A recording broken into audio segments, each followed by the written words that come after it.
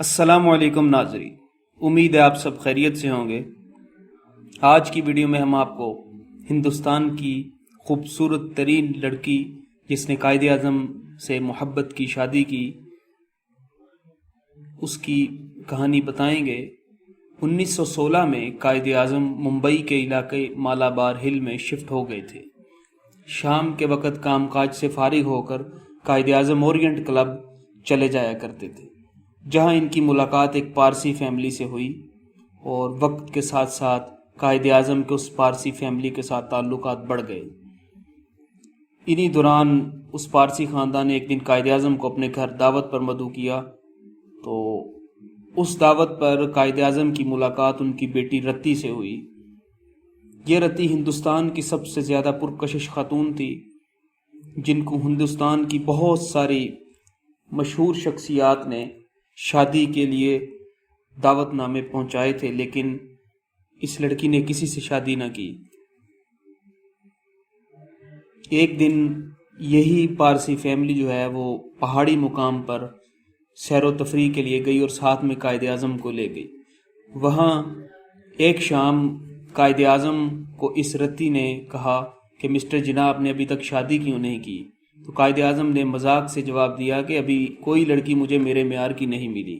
اسی روز رتی نے قائد اعظم کو باتوں باتوں میں کہا کہ وہ اسلام کے بارے میں جاننا چاہتی ہے۔ چند مہینوں بعد رتی نے اپنے والد کو کہا کہ وہ مسٹر جناح سے شادی کرنا چاہتی ہے۔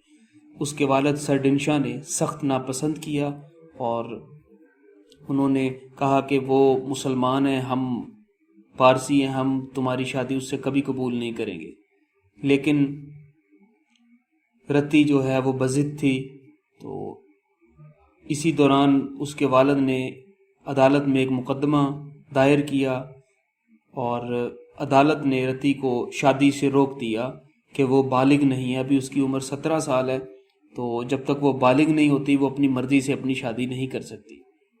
قائد اعظم نے بھی اس عدالت کے اس فیصلے کو منوان تسلیم کیا اور سر ڈنشا نے رتی کو قائد اعظم سے ملنے سے بالکل روک دیا کہ 1 سال کے اندر یہ قائد سے نہیں ملے گی اور پھر اس کو بھول جائے گی۔ مس رتی کی عمر جب 18 سال ہوئی تو قائد نے ان کے قبول اسلام کا بندوبست کیا اور ممبئی کی جامع مسجد میں مس رتی نے 1918 کو مولانا نذیر احمد کے سامنے اسلام قبول کیا، اور اس کے بالکل اگلے روز قائد اعظم نے 19 اپریل کو اس کی شادی کا بندوبست اپنے بنگلے میں کیا، اور جہاں قائد اور اس مس رتی کی شادی منعقد ہوئی اور جس کا حق مہر جو ہے وہ 1000 روپیہ سکہ رائج الوقت رکھا گیا، اور قبول اسلام کے وقت مس رتی کا نام مریم جناح رکھا تھا۔